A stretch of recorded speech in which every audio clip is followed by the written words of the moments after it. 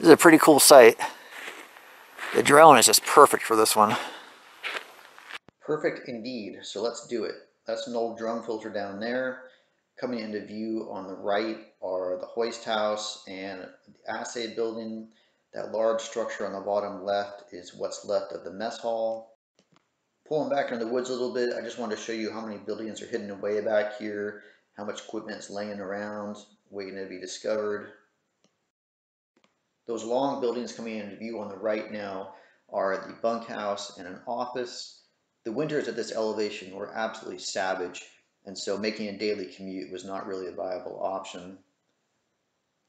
Going over the extent of the buildings here. This mine dates back to 1890, and of course a lot of those buildings are more recent than that. It's a big site though. I wanted to get across how big this really is, how spread out it is. Those are steel beams down there from some structure that was disassembled. At one time, this gold mine was the biggest producer in California. I'm serious, it was the biggest gold producer in California. And I'm pulling out now just to show you the size of the waste rock pile, which all things considered is not that big. So they must have tapped into a tremendously rich vein. Of course, that's the head frame right there. And believe it or not, the shaft only ran down 280 feet. Here's a better look at it there. Went down 280 feet. And so it must have just been this incredibly rich pocket sitting near the surface for them to only have to go down that far to hit everything. Showing you some of the damage to the mill building here, which unfortunately has seen better days. Nevertheless, I think it's still a fascinating structure. More of it here. And I came up from this perspective so you can look down the shaft. There we go, looking down the shaft. Unfortunately, the shaft is completely caved, completely plugged, so there's no going down the shaft. Despite its tremendous gold production, this mine, as all the other gold mines in the United States, was ordered to shut down during World War II. And just as with so many of the other gold mines, they were ordered to be shut down during that period. That was a blow from which this mine never really recovered. There were a few feeble efforts made to get something going again here up until the 1980s, but none of those ever amounted to anything. Now I'm just rotating the drone around, trying to give you one last good 360-degree view of this impressive site.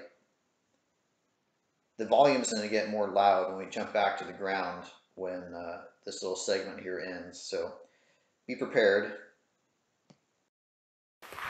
There's a mill right there. Let's see what's in here. Looks like there's some stuff in there. We'll go check that out. This is where they cut their timbers. So there would have been a big saw blade here.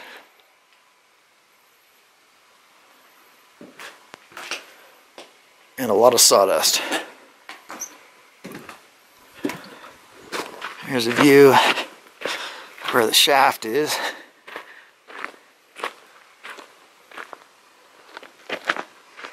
Probably saw a better view from the drone, actually.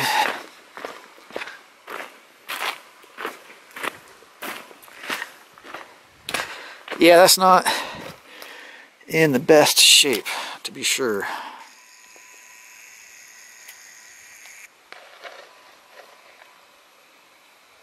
I'd imagine it's probably full of debris. If it's not flooded, I'd imagine that's full of debris now. Kind of cool seeing that rail just hanging over the void right there.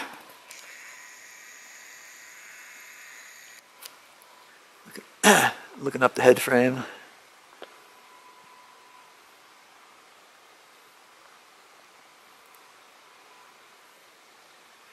Head frame there.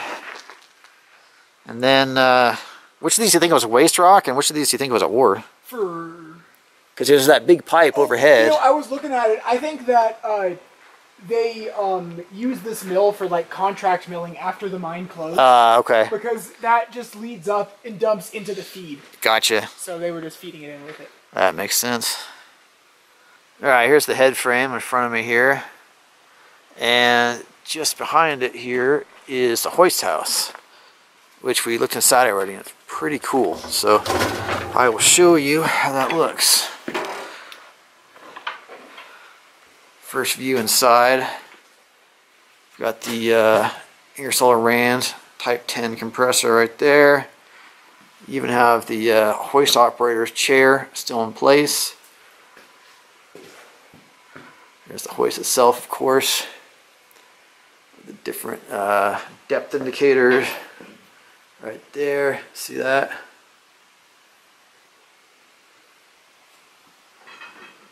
Power boxes.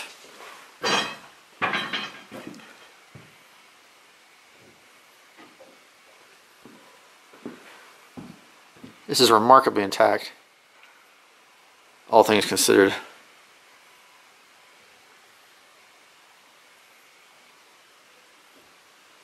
And over here, room for charging the lamps.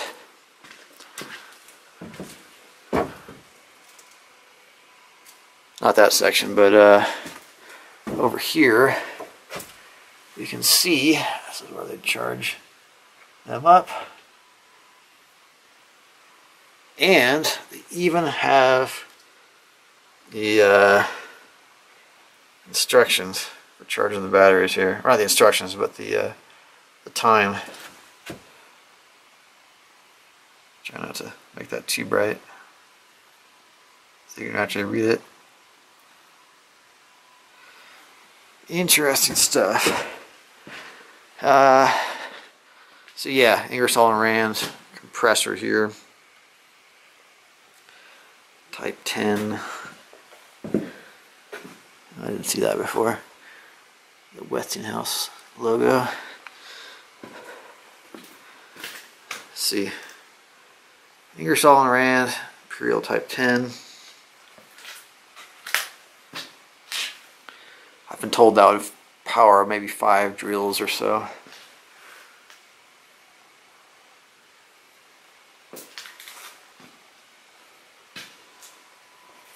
Over here, they've got first aid supplies. Nothing left, as you can see.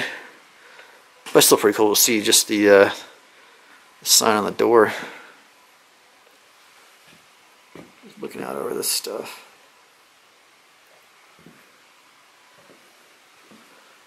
Pretty cool, huh?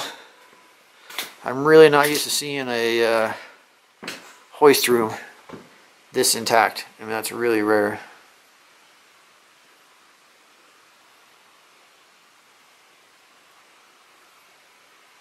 So I missed the manufacturer's stamp on the side of the hoist here. So I wanted to include that because I know people think that is interesting. So it's Hendry. And what'd you say, both off? Both off, I think. Hard to say. It's like Denver. Kind of hard to read. But I'm sure somebody in the audience will know all about that. Yeah, I'm just blown away by how intact this is. Yeah. Very cool. Alright, one last look at this head frame, which, as my friend correctly observed, does not have long for this world at all, unfortunately. See how it's bone in right there. And you can see the cage right there, where they would secure an ore cart inside there. And then slusher right in front of us.